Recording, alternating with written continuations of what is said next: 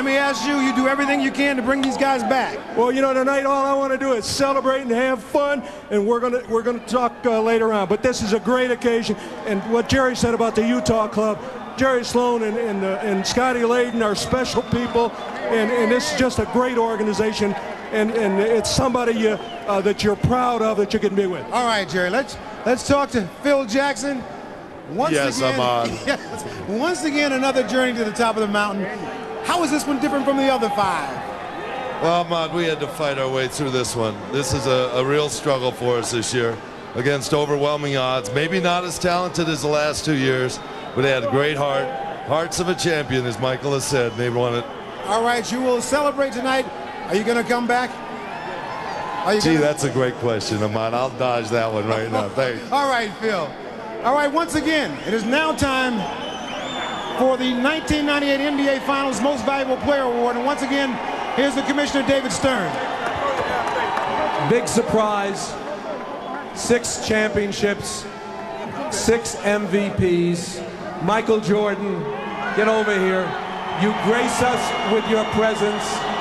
You've contributed mightily to our league. And tonight you gave one of the singular performances in the history of the NBA Finals. Thank you and congratulations, 1998 NBA Finals MVP, Michael Jordan.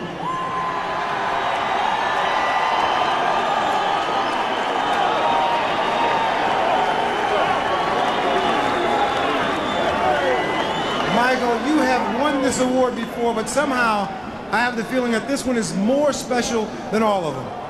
Well, let me say hello to my wife and my kids at home because they desperately wanted to come. I didn't want them to come here today because I wanted to focus on the game, but I wish they were here to help me celebrate. I know they're there cheering, and I can't wait to get home. But to the Utah fans, you guys are a tough bunch to play in front of. You guys came out with a lot of loyalty and respect for your team. You made it really tough for us. We really, after losing Game 5 in Chicago, a couple of us dread coming back to Utah because we had to deal with the fans because of the energy that they bring to the game. But we had no choice, so we had to come in and play our best, and you guys made it a very competitive finals, and you know it's very worthy to win this, and I think of all the championships that we've won, this is the toughest. It doesn't get any easier, but at the beginning of the season, this was the goal that you set out for. How wonderful was it to make this into a reality? Well, I tell you, when you start the season, I'm pretty sure every team next year is going to start with the focus of finishing and winning their last game. We started with that focus. It was a long road, a lot of different tasks and little bumps in the road, but somehow we made it, and I think everybody who looks at this year is going to have a lot of gratification and understanding and a lot of dedication. There were a lot of times during the course of the season that people doubted the Chicago Bulls, doubted that you'd be able to come back and pull this off. Even during this finals series here, people doubted you. How did you guys stay so confident? Well, I mean, this team is one. Our leadership is strong. Our leadership is very positive, very determined, and it filters down to the rest of the players. And we never let anybody give up. You know, we believed in it, and we kept coming for it. All right, I've asked everybody if they're all going to come around to try to do this again. One more time? I would love for that to happen. I think that's something that's got to have to be determined over summer. All right. Congratulations, Michael. Congratulations, Chicago Bulls. Let's go over to... We do know is that the Bulls of Jordan, Scottie Pippen, and Phil Jackson have been one of the great dynasties in sports history. The Bulls win the championship! There it is. 70 has become a reality. We're seeing the end of a terrific era here in the NBA. How's it gonna be?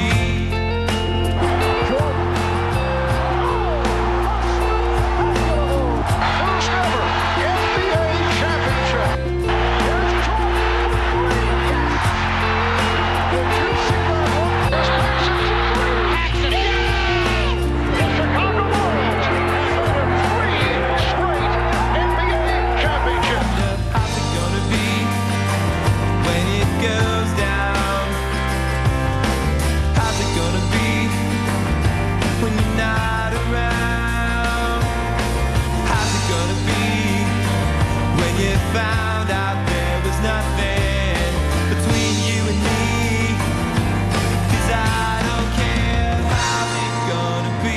After a 2-year absence, the Chicago Bulls have regained the NBA throne. How's it gonna be? How's it gonna be? Now one, here's Jordan. Yes!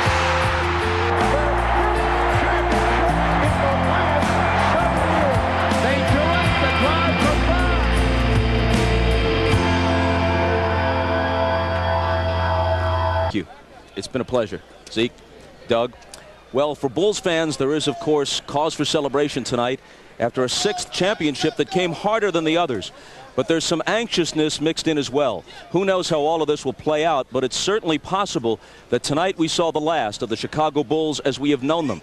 And whether it ends here or sometime in the near future, it'll be noteworthy not just for the breakup of one of the great teams in sports history, but because given the present structure of pro sports, it may be quite a while before we see anything like this again. Oh, the organizations that have the resources, the Yankees, the Braves, the Cowboys, the Lakers, and the NBA, will almost always field contending teams. But the days of continuity may be ending. Even on the best teams, there's now so much turnover that it's becoming ever harder to follow and identify with teams. Loyalty has been fragmented, which brings us to an underappreciated aspect of this golden era in the NBA. It hasn't just been Bird, Magic, and Michael. It was the whole recognizable cast of characters around them that gave the Celtics, the Lakers, and the Bulls their texture and made following them all the more interesting. Even the Jazz, noble runners-up 2 years in a row, are personified by the longest tenured coach in the league and 2 Hall of Famers who have been teammates for well over a decade. We'll see championship teams in the future, but will we see teams that endure this way? And as for Michael Jordan, all the superlatives have been exhausted and almost all apply. But perhaps the most important one is this: he's authentic. His essence is so much deeper than image. In fact, the image is, in his case, an amplification of something true and substantive. Take all the money, all the adulation, all the TV cameras away, and put Michael Jordan in a gym somewhere with Russell and Oscar, West and the Doctor, and he'd be as genuine and as much in his element as any of them. His heart and his athletic integrity every bit as impressive as his artistry.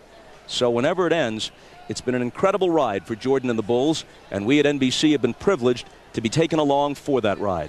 So as we say goodnight, we'd like to acknowledge the work of all the people who made these telecasts possible. For everyone at NBC Sports, good night from Salt Lake City.